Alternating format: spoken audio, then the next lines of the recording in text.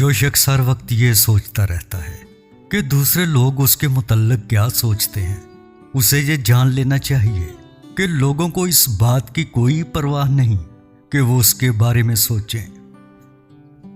خاموشی اختیار کر کے دوسروں کی نگاہ میں احمق بننا خاموشی کی مہر توڑ کر احمق ہونے کا ثبوت دینے سے بہتر ہے۔ انسان کا بہترین مطالعہ دوسرے انسانوں کا مطالعہ ہے۔ اپنی خوشی کو دوسروں کی خوشی پر مقدم سمجھنا اور دوسروں کے جذبات سے بالکل بے پرواہ ہو جانا خود غرضی کی مکمل تشریح ہے۔ انکساری کا سہارا لے کر چلو، ورنہ ٹھوکر ضرور کھاؤ گے۔ بعض لوگ انڈوں کی طرح ہوتے ہیں، خود کے علاوہ ان میں کسی اور کی گنجائش نہیں ہوتی۔ تسکین ذہنی حالت کا نام ہے۔ یہ اس وقت پیدا ہوتی ہے جب دوسرے بے چین اور بے قرار نظر آئیں۔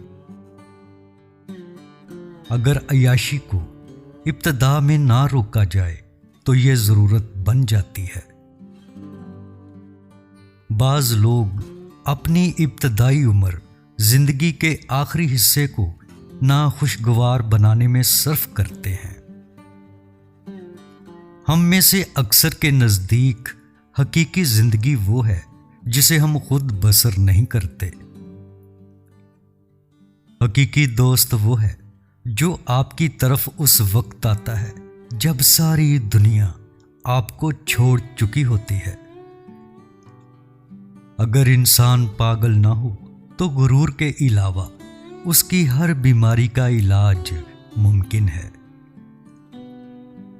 تعلیم قابل قدر ہے، لیکن اس سے کوئی ٹھوس نتیجہ برآمد نہیں ہوتا۔ یہ انسان کو بولنا سکھاتی ہے، لیکن یہ سبق نہیں دیتی کہ کب اور کتنی دیر بولنا ہے۔ کامل انسان وہ ہے جس سے اس کے مخالف بھی بے خوف ہوں، نہ کہ وہ جس سے اس کے دوست بھی خائف ہوں۔ وہ شخص عقل مند نہیں جو دنیا کی لذتوں سے خوش اور مصیبتوں سے مضطرب ہو۔ ایسے شخص کی صحبت کی خواہش رکھنا جو تجھ سے پہلو بچائے نفس کی ذلت ہے، اور ایسے شخص کی صحبت سے بچنا جو تیری طرف خود مائل ہو آپ کی ہمت کا قصور ہے۔ زندگی کی سب سے بڑی فتح نفس پر قابو پانا ہے۔ اگر نفس نے دل پر فتح حاصل کر لی تو سمجھو وہ دل مردہ ہے۔ جب تمہیں وراثت میں مفلسی اور تنگ دستی ملے تو نیکی اور شرافت کو اپنا سرمایہ بنا لو۔ جو شخص اپنے علم اور اخلاق کو اچھی طرح جان لیتا ہے اسے جاہلوں کی ملامت سے کوئی رنج یا افسوس نہیں ہوتا۔ دوسروں کی کوشش اور محنت کو ضائع نہ کرنا چاہیے تاکہ تمہاری کوشش اور محنت بھی ضائع نہ جائے۔ اگر تم چاہتے ہو کہ دشمن تم پر قابو نہ پا سکیں تو ان کی دسترس سے اوپر نکل جاؤ۔